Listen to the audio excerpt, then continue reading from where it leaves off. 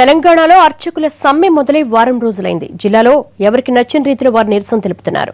ప్రభుత్వం నుంచి స్పందన లేకపోవడంతో ఆందోళన రూటు మారింది. ఇన్నాళ్లు గుళ్లకే పరిమితమైన నిరసనలు ఇప్పుడు రోడ్డెక్కాయి.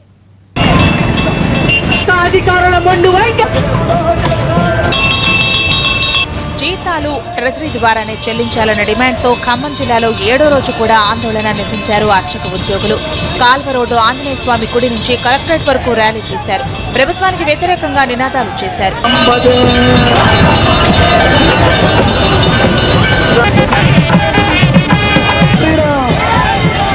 డిమాండ్లు నెరవేరే వరకు వెనక్కు తగ్గే ప్రసక్తే లేదంటున్నారు అర్చకులు. ఖమ్మం జిల్లాలోని 450 ఆలయాల్లో విధులు బహిష్కరించారు.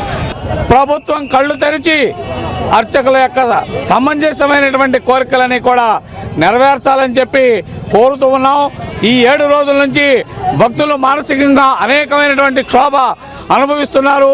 వాళ్ళను చూసి మేము ఎంతో బాధ కలుగుతుంది. మాకు ప్రతి నిత్యం ఈ భక్తులకి దేవాలయంలో పూజ చేయాల్సినటువంటి బాధ్యతను విస్మరించి మనం రోడ్డు మీద నడుస్తున్నాం.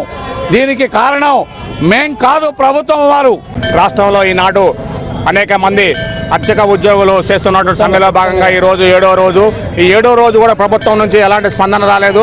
ఆ స్పందన రావడానికి మేము జిల్లా వ్యాప్తంగా ఈరోజు గంటారావం అనే కార్యక్రమం పెట్టాము. ఈ కార్యక్రమాన్ని ఇద్దరితో ముగిస్తాం. 010 వచ్చే వరకు కూడా ఉద్యమం ఇంకా ఉధృతం చేస్తాం తప్ప ప్రభుత్వం దిగి వచ్చి మా న్యాయమైన కోరిక 010 ద్వారా ఇవ్వాలని చెప్పేసి ఈ సందర్భంగా నేను డిమాండ్ చేస్తున్నాను. వారం రోజుల నుంచి వివిధ రూపాల్లో నిరసన తెలుపుతున్నారు అర్చకులు. భజనలు, నల్ల బ్యాడ్జీలతో మొదలైన ఆందోళన నిరసన ప్రదర్శన దాకా వచ్చింది.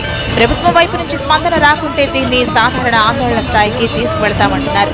మరోవైపు ఈ సమ్మెతో భక్తులు ఇబ్బంది పడుతున్నారు.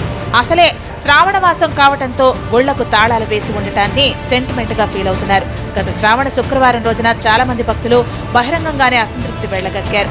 పండగ పూట ఇదేం గోలంటూ అసహనం వ్యక్తం చేశారు.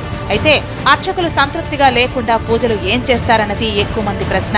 అందుకే ప్రభుత్వం వారి డిమాండ్లపై స్పందించి వెంటనే ఏదో ఒక నిర్ణయం తీసుకుంటే తాము ప్రశాంతంగా శ్రావణ మాసం పూజలు చేసుకుంటామంటున్నారు మహిళలు.